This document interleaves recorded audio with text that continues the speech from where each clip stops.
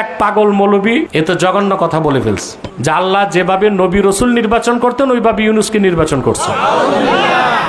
আমি বলছি এই কথার কারণে ওই মৌলবী কাফের। এবং আমার লিখিত ফতোয়া আব্বাসী মঞ্জিলে গিয়েছে, আমি 3 দিন টাইম দিয়েছি, সে যদি তওবা না করে আমার মৌখিক ফতোয়া যাবে। মুসলমান, আল্লাহর হাবিব মুহাম্মদ সাল্লাল্লাহু আলাইহি ওয়াসাল্লামের মাধ্যমে কত বড় নিয়ামত দিন ইসলাম পেয়েছো, এই হিসাব তো তোমাদের নাই। সেজন্য আজকে অল্প পয়সা আমরা দিন বিক্রি করি। কথা বলেন। মুসলিম শরীফের হাদিস, রাসূল করিম সাল্লাল্লাহু আলাইহি ওয়াসাল্লাম ইরশাদ করেছেন, এমন একটা সময় আসবে সকালে মুমিন বিকালে কাফের, বিকালে কাফের সকালে মুমিন।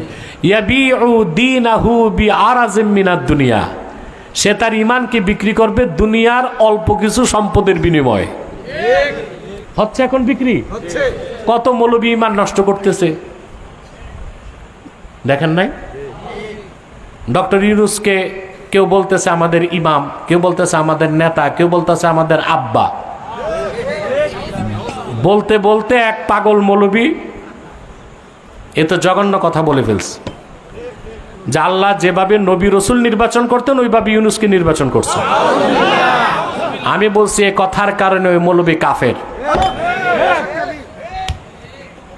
এবং আমার লিখিত ফতোয়া আব্বাসী মঞ্জিলে গিয়েছে, আমি 3 দিন টাইম দিয়েছি, সে যদি তওবা না করে আমার মৌখিক ফতোয়া যাবে।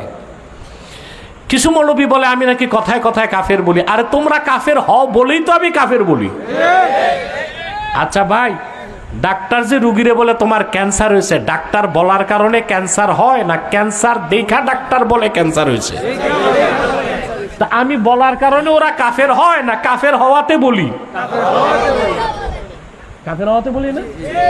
মাওলানা আশরাফ আলী থানভী রহমতুল্লাহ বলছেন, উলামায়ে কেরাম কিसी को কাফের नहीं बनाते, কাফের বলতে হয়।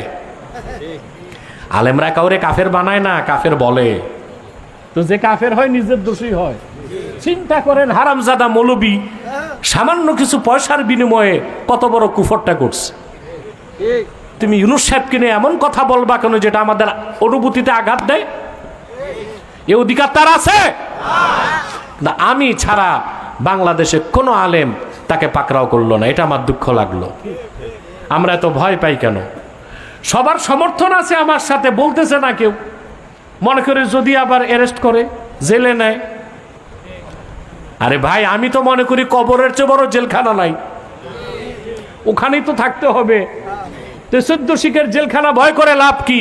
যতক্ষণ বেঁচে আছি সত্যের পক্ষে কথা বলে যাব। যদি সত্যের পথে মৃত্যু আসে শাহাদাতের সৌভাগ্য নসিব হবে। আর যদি আল্লাহ তাআলা কিসমত ভালো রাখেন, বিজয়ের মালা আল্লাহ ইমানদারদের গলায় পরিধান করাবেন।